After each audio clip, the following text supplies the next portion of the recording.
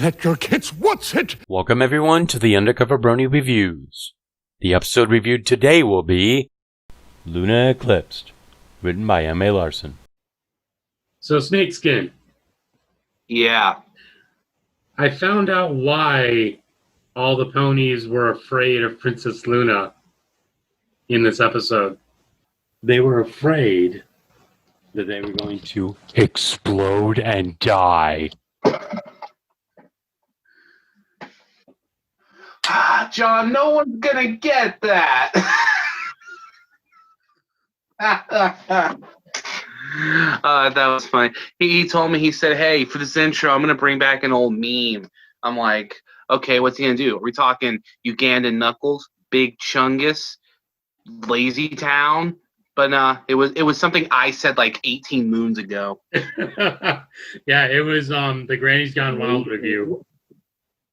Okay, I couldn't remember what episode I said, and I just remember I said that, and you like busted a nut laughing. Yeah.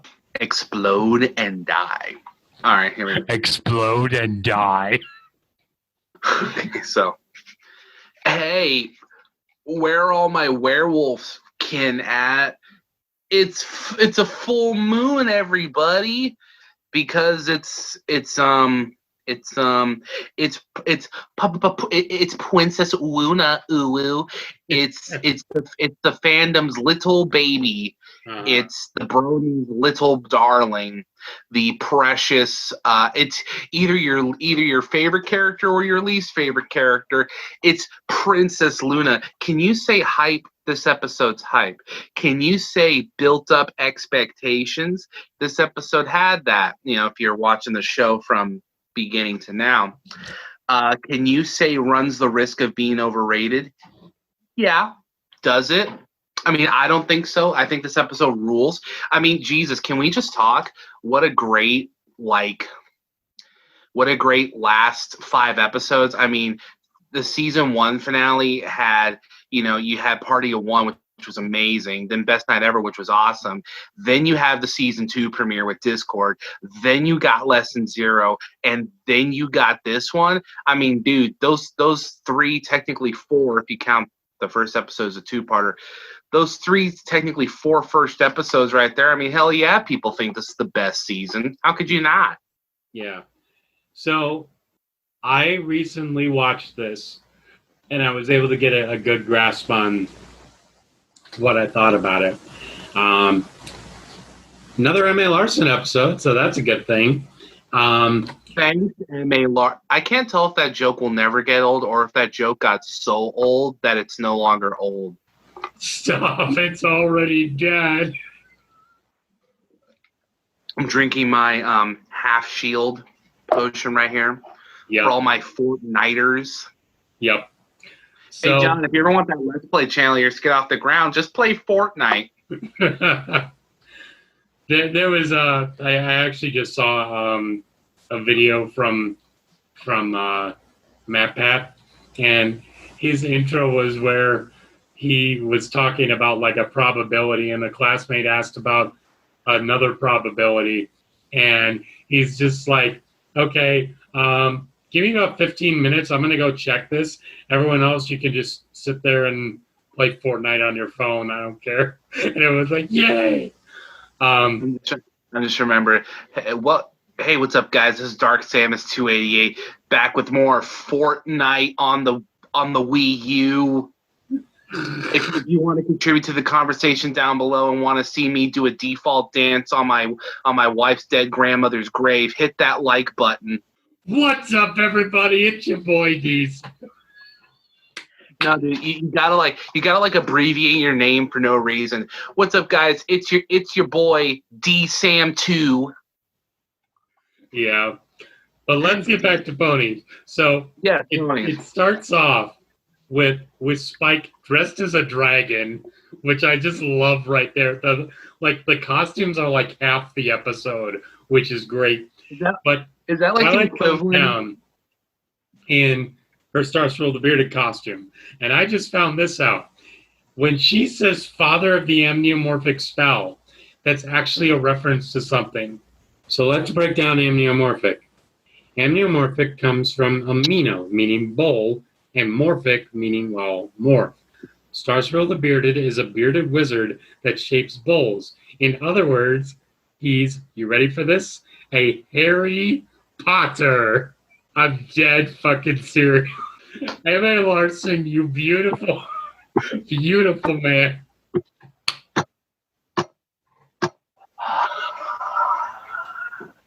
John, Yes.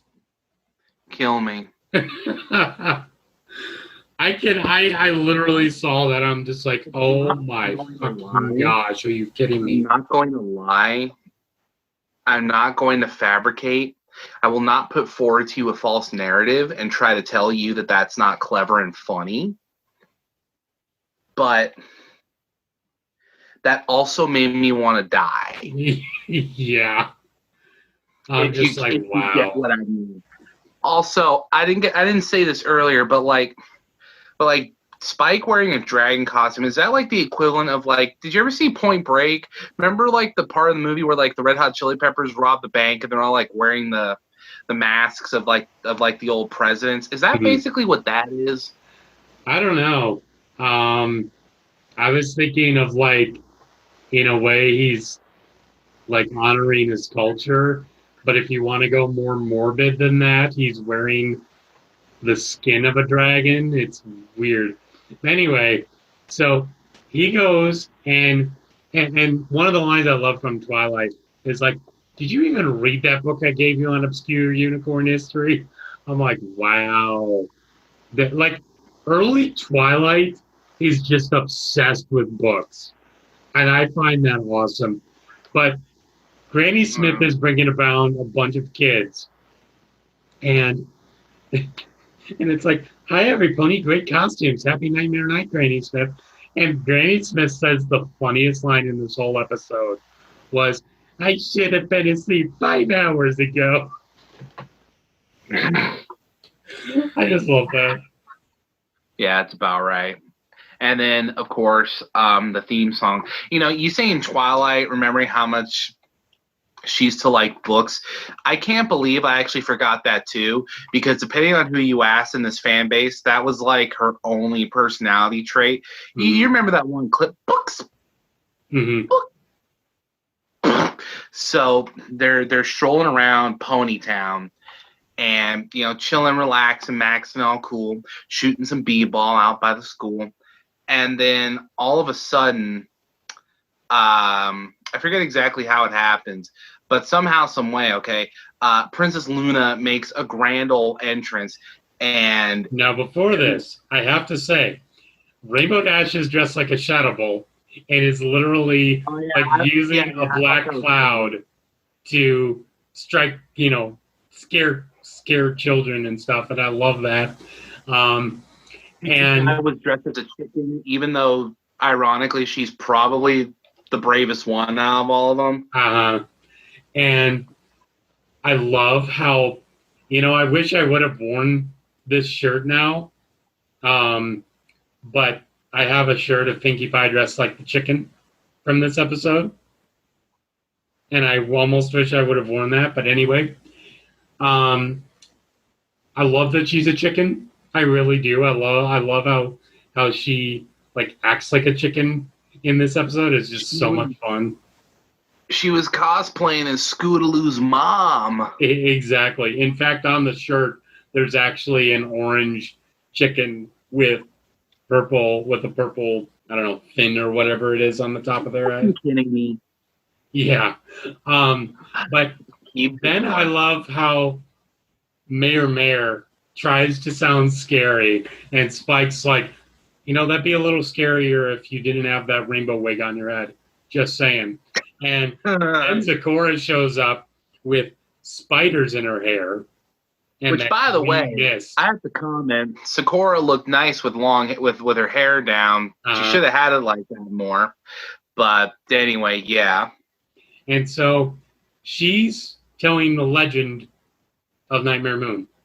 And the way this holiday is constructed is that it basically became where Nightmare Moon is something to be feared, obviously, but it's where you have to dress up into the costumes.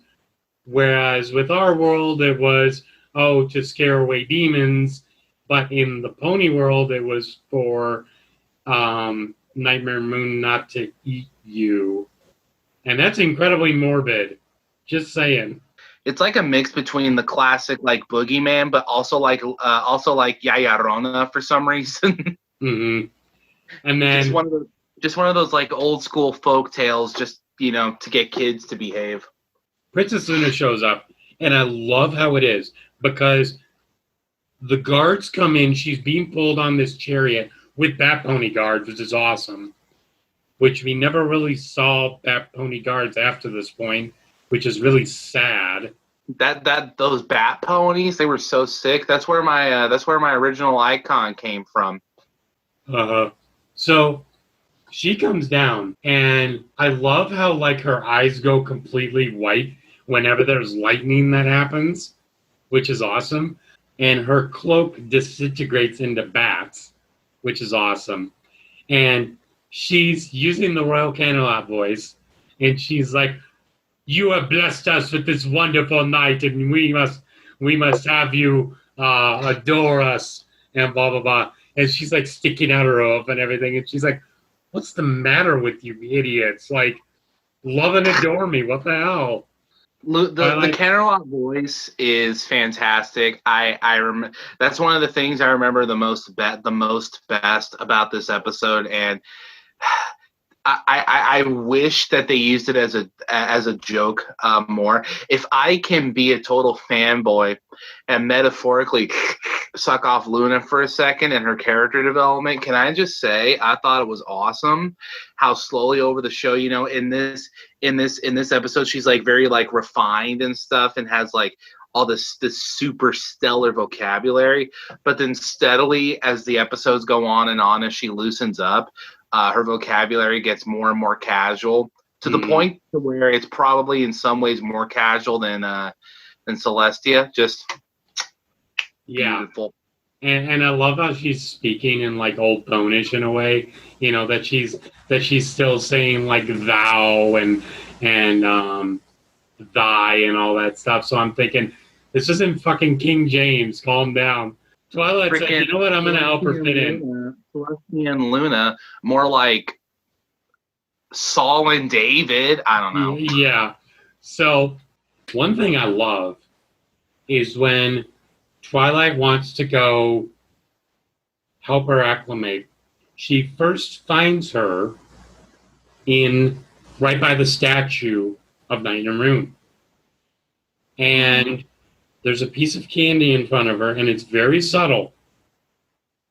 But she's sitting in front of the statue of Nightmare Moon, and she pushes a bit of candy towards the statue before Twilight interrupts her. And I was like, wow, that is subtle. That is awesome. That was pretty cool, actually. Brings her to Fluttershy. And she's like, "Oh, hi, Twilight. It is you. Oh, Nightmare Moon." Right. Wait, Nightmare Moon? Ah! And she slams the door, and Twilight forcibly brings her out. And it's like, "You remember Princess Luna, right?" And I love how she's like, "Fluttershy can give you voice lessons on how to lower the volume." She's like, How is this? And like in the Camelot voice. And I love how Fluttershy's like, "Perfect, lesson over," and then just dips, but Twilight shuts the door in her face, so she just smacks right into the door. That's not hyperbole either. That was literally right in Fluttershy's face. Yep. It's actually Twilight who teaches her how to lower the voice. And each time something happens where things start to go a little better, Pinkie Pie and the kids show up. And that basically means it's like, "Oh no." Pinkie Pie is like, "Oh no, she stole Fluttershy's soul. Everybody run." Yeah, can I say Pinkie Pie was great? Pinkie Pie got a lot of flack in later seasons for doing innocently insensitive things and not realizing it. I feel she does that. She does that in this episode as the end reveals. But I feel like this is one of the more justifiable reasons because you could almost call it a justifiable treason, because because it's the holiday, you know. First of all, no one's gonna get that reference, and second of all, there's Twilight and Luna going into town square. Everyone's still freaking out, but I love how she goes over to Applejack, and I wish we got a third Nightmare Night episode besides just this and the one with Fluttershy, you know, trying to trust her fears and stuff. But unfortunately, we only got this. Yeah, because this first one, Applejack is dressed like the Scarecrow, and then second one is she's dressed like the Cowardly Lion. But we never got the one where she's dressed like the Tin Man. And that's the one that makes the most sense. Exactly. If I only had a heart. But what I find sad is that in another way, if you look too deeply into it, as I often do, you're looking at this and you're just like, she's dressed like the Scarecrow. But yet, if she's dressed like the Scarecrow, that means she got no brains, and she's the country bumpkin. So, just saying. I'm just saying too, they missed a really powerful opportunity to set Applejack on fire. Yeah, oh my gosh, you're totally right. How about a little? How is about a little bit of fire, Scarecrow Apple? I don't know. Yep. Luna actually starts playing games, and she literally throws a spider into the web, and she's like, "Oh, your princess enjoys this fun," and then she does like the pumpkin toss, and she's like, and then that's where we get that wonderful line. Haha, the fun has been doubled. Fun has been doubled. That is so great. But right when everyone's starting to enjoy themselves, that's when Pinkie Pie comes up. Basically, Pipsqueak, which this is the first time we see Pipsqueak, which is great. Love his accent, by the way. He comes in and he's about to fall into the apple bobbing barrel, and Luna saves him. That's when Pinkie Pie shows up. It's like, Nightmare Moon's gonna feast on us all. And this is where the second best line of this episode comes in. And think about this without any context. 'Tis a lie. Thy backside is whole and I'm gobbled, thou ungrateful whelp.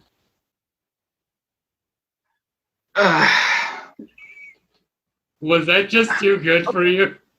But listen, though. Where's the lie, Jonathan? Yeah, there isn't a lie. The ass was uneaten. Yes. But then... That's not even funny. Yeah. So she gets she gets pissed because everyone's, running and screaming, and she's like, no, stop. We'll try this again. And she turns the plush spiders into actual spiders, and it's like going around on everyone. And she's just like, all right, enough. She stomps her fucking hoof, and she's just like, be still. And she's like, since you decide to fear your princess rather than love her, we've decided that Nightmare Night shall be cancelled forever. Dun. Sad. So everyone's sad. And one of the fillies in the background is just like, I wanted to be a fairy next year or something like that. And I'm like, oh, I feel so bad for you. Because literally, when we were kids, was dressing up for Halloween not one of the things we looked forward to? Oh yeah, it's great. I was a clown. I was a cowboy, a pirate. One of the last Halloweens I ever went, I was Darth Vader, and that was a really bad idea because in that mask I tripped and fell everywhere and had a teeny tiny minor asthma attack. But I got an ass load of candy. There's one thing that Kylo Ren has over Darth Vader. Kylo Ren's masks are way easier to see out of. I actually have a story. The only real time I did trick-or-treating was when my preschool did it. Again, my parents were Christian fundamentalists, to put it lightly. So we always had that like Hallelujah night or whatever at our church. Yeah. But there was one time, it was in my preschool, that I got to dress up as a fireman. And it came with a flashlight that actually worked. And I remember playing with the flashlight so much that the batteries died on me midway through the tour of the school. The second thing I did was, this was back when I was homeschooled. One of the, I don't know what they called it, but it was basically a Hallelujah night or whatever. But they actually had a costume contest there. And I was in like, I want to say 6th grade or 7th grade. But one of the unit studies that my homeschool group did was on ancient Greece. And so we had actually made togas, and with the actual like Roman spiral on the bottom. And so I wore that, and I actually won that costume contest, and we actually got to choose a prize from the prize counter. So then, going back to the episode, Twilight sees her on the bridge, and she's like, I'm going to do what I do best. Lecture her. I'm like, oh my fucking God, Twilight, stop. No, you cannot lecture her. I'm sorry.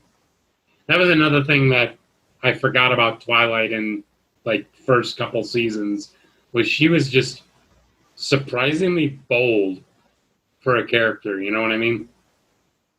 Yeah, she, I noticed that. She, I don't want to say she was like, I don't know, braver or something, but nah, dude, she gave a lot less shits. Yeah, exactly. So then she sees Luna on the bridge, and she's like, Luna, wait. And it's like, Luna's like, you know, leave me be. I don't deserve any of this, blah, blah, blah. And she goes off to sulk. Twilight is like, you know what? Let me go find Pinkie Pie. And she gets a trail of candy so that she could get to Pinkie. And I love like Pinkie's noises that she makes here when she's, you know, pecking at the candy and stuff. The Twi-Pie shipping was strong in this episode. Let's just say that. She literally throws Pinkie up against a wall, and she's like no screaming or anything. And knowing our shipping senses, that's taken on a whole different context. And let me double check here. Didn't she like dead ass like stuff her hoof in her mouth? Yeah. She's like, no screaming or shouting or anything like that. Law and Order SVU, Pony Edition. Then she's like, you know what? I need to show you something, and I promise it's safe, but you can't scream, okay? Luna shows up, and she wants to make amends. Right when they're about to shake hooves and make up. That's when Rainbow Dash comes in, creates the lightning, and you see Pinkie just go nuts and actually lay an egg for some reason, which made no sense. Maybe it was a Cadbury chocolate egg that she left behind. I don't know. But then... God, don't bring up those things. So why are you running away? Why are you being scared? You know, why are you that's not Nightmare Moon. And Pinkie's like, well, duh. Sometimes it's just really fun to be scared. And that's where the epiphany happens. Then, to test this theory, Twilight gets Nightmare Moon up on the statue to be a live demonstration to the kids. And she scares the kids, and she's like, I don't know if that did what you wanted it to. And Twilight's like, don't worry, it did. And Pipsqueak comes up and grabs Luna's hair, which I love how when he tugs on it, like the stars stop shimmering for a second, her hair stops flowing for a sec. Yeah. And it's like, I know that Nightmare Night is canceled, but can you come back next year and scare us again? And And Luna's like, it's just like, absolutely. yeah, fuck yeah, let's party hard. Let's get fucking Rob Zombie in here so we can just rock out. And so I'm trying to remember she's like, his- next year, special guest Rob Zombie. Oh my god. Friggin' Nightmare Night 2020, Nightmare Moon versus the Super Beast. So like this episode made me think of so Pipsqueak, right? Whatever happened to him? He did I don't know if this was his last one, but he like stopped showing up after this episode. Well, he was King Crusader of the Lost Mark. That's right. I always thought he had potential, mostly because he had a quirky British accent, but whatever. Yeah, so Luna is like, hey, I have a place in society, which is something not a lot of people can say. Yeah. And the lesson is really like, you may not realize what you can do to fit in, but you just got to keep trying until you find something that works. And I'm like, that's a good lesson to have, but at the same time, it's also not a great lesson because, then people will think you're an annoying little shit. That's just like, why the fuck do you keep trying to talk to us? Like, what the hell, dude? But maybe that's just me. I don't know. So that was I didn't even think about that until you said it, but yeah, that's a good point. Yeah, so that was Luna Eclipsed. Overall, pretty good. Yeah, I love this episode. I think it's easily one of season 2's best. Luna's had let's say hypothetically 7-8 episodes starring her, and in a lot of ways this is still her best one, just because there's it's light on the angst, which I like angst and I like Luna angst, but it's all lighthearted and stuff. It's a quirky little thing about fitting in. Costumes and sight gags are cool. It's just got a little bit of everything, and it's what you think of when you think of a Friendship is Magic episode. Little heart, little humor, and a nice some good animation, obviously, but then a nice little lesson to wrap a bow on top. I think this episode is one of those episodes where easily it's one of those show it to someone first, like if you didn't, because this is one of those shows where you don't have to necessarily start from the beginning. You can pick and choose episodes. I would say until about the end of season 3, but yeah, this is one of those episodes I think it's cool to show to people.